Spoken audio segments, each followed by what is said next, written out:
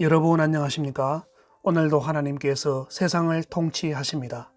오늘은 요한계시록 2장 18절로 29절에서 두아디라 교회에 보내는 말씀을 간략히 살펴보고 함께 은혜를 나누기 원합니다.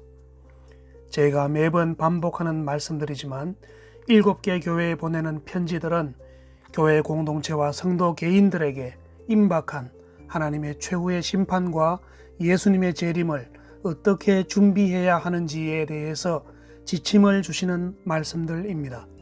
현 시점에서 각자 자신이 하나님 앞에서 잘하고 있는 것은 무엇이며 또 잘 못하고 있는 것이 무엇인지를 정확히 알고서 잘하는 것은 계속 지켜나가고 책망받을 것은 즉시 회개하고 신속히 과감히 버림으로써 오시는 주님 앞에서 흠없는 신부로 스스로 준비하는 것이야말로 이 시대의 성도된 이들에게 가장 중요한 일인 줄을 믿으시기 바랍니다. 오늘은 두아디라 교회에 보내신 말씀을 3가지로 나누어서 말씀드리겠습니다. 첫째, 하나님께서 내 나중 행위가 처음 것보다 많은 줄을 아신다고 칭찬하셨습니다. 18절, 두아디라 교회의 사자에게 편지하라. 그 눈이 불꽃 같고 발이 빛난 주석과 같은 하나님의 아들이 이르시되 내가 내 사업과 사랑과 믿음과 섬김과 인내를 아노니 내 나중 행위가 처음 것보다 많도다. 사업과 사랑과 믿음과 섬김과 인내는 기독교인들에게 있어서 가장 중요한 신앙의 덕목들입니다. 이 덕목들은 주의 자녀들에게 항상 요구될 뿐 아니라 가장 마지막까지 일관되게 지속되어야 하는 기독교 신앙 인격의 핵심 항목들입니다. 두아디라 교회는 처음보다 나중이 될수록 이런 아름다운 행위들이 많아졌다는 칭찬이었습니다. 대다수의 경우는 이런 덕목들이 세월이 갈수록 점점 적어지고 줄어들다가 나중에는 없어지기 마련이 아닙니까? 그러나 이 두아디라 교회는 나중 행위가 처음 것보다 많다고 하나님께서 인정하신 것입니다. 여러분은 어떠십니까? 여러분의 처음은 어떠했습니까? 그리고 지금은 어떻습니까? 여러분들께서도 주님으로부터 내 나중 행위가 처음 것보다 많다 하시는 칭찬을 받으시기를 바랍니다. 두 번째, 자칭 선지자라 하는 여자 이세벨을 용납한 것을 책망하셨습니다. 절대로 용납해서는 안 되는 여자 이세벨을 용납했다는 것입니다. 여자 이세벨은 하나님의 종들, 곧 주님의 자녀들을 꾀어 행음하게 하고 우상의 제물을 먹게 한 여자입니다. 선지자가 아니면서도 자칭 선지자라 하는 것에 그치지 않고 주의 자녀들을 꾀어서 행음하게 하고 우상의 제물을 먹게까지 함으로써 주의 자녀들로 하여금 하나님 앞에 큰 죄를 범하게 했습니다. 이런 여자를 벌을 주고 출교시켜야 마땅함에도 불구하고 두아디라 교회는 이들을 도리어 용납했다는 것입니다. 여러분, 우리는 이 같은 두아디라 교회의 모습에서 참으로 놀랍다고밖에 할 수 없는 교회의 이중성을 보게 됩니다. 눈에 드러나게는 사랑과 섬김과 인내가 처음보다 나중이 많았다고 칭찬을 받는데 다른 한편으로는 자칭 선지자요 다른 사람들을 하나님 앞에 흉악한 범죄자로 내모는 여자를 용납하기도 하는 이 무서운 이중성, 이 무서운 양면성을 함께 가지고 있다는 사실입니다.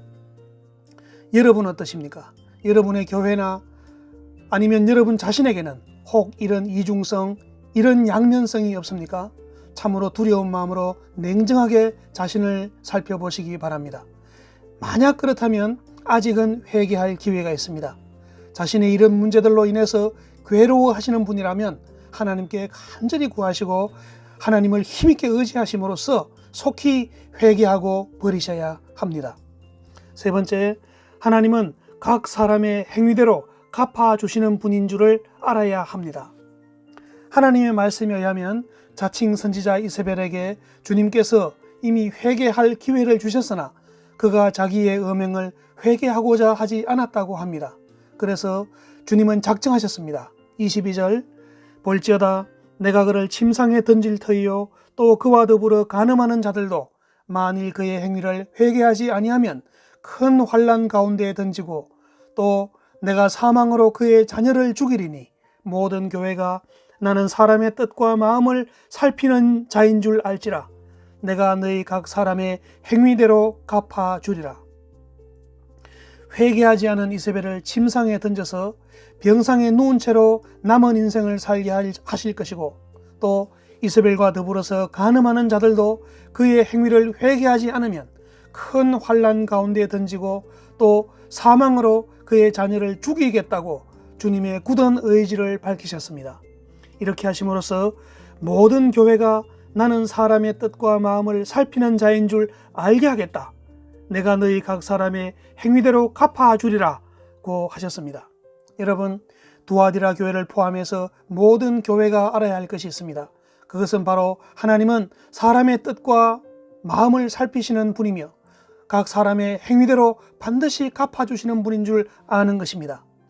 아마도 두아디라 교회는 사랑과 섬김과 믿음과 인내는 잘하는 이들이었지만 정작 하나님이 사람의 뜻과 마음을 살피시는 분이실 뿐 아니라 각 사람의 행위대로 갚아주시는 분이라는 이 사실을 몰랐거나 아니면 여기에 대해서 심각하게 생각하지 않았던 것 같습니다. 그렇기 때문에 드러나는 행동은 반듯하게 했지만 그러나 실상 속마음으로는 불의한 여자를 용납하고 그와 더불어 간음을 하면서도 회개하지 않는 이 같은 이중적인 신앙생활을 했던 것입니다. 여러분, 사람은 절대로 자신의 뜻과 마음을 예수님 앞에서 숨기지 못합니다. 시편 139편 2절에 주께서 내가 앉고 일어섬을 아시고 멀리서도 나의 생각을 아시오며, 예레미야 17장 10절 나 여호와는 심장을 살피며 폐부를 시험하고 각각 그 행위와 그 행실대로 보응하나니. 사랑하는 여러분, 어떻게 다가오는 심판과 오실 예수님을 맞이해야 할까요? 오늘 본문 말씀대로라면 두 가지입니다.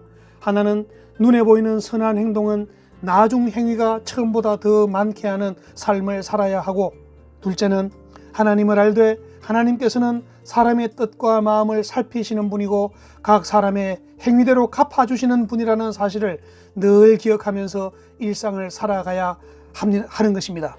이렇게 해서 속마음과 그 행동이 일치하는 삶을 사는 것이 오시는 주님을 기다리는 바른 자세입니다.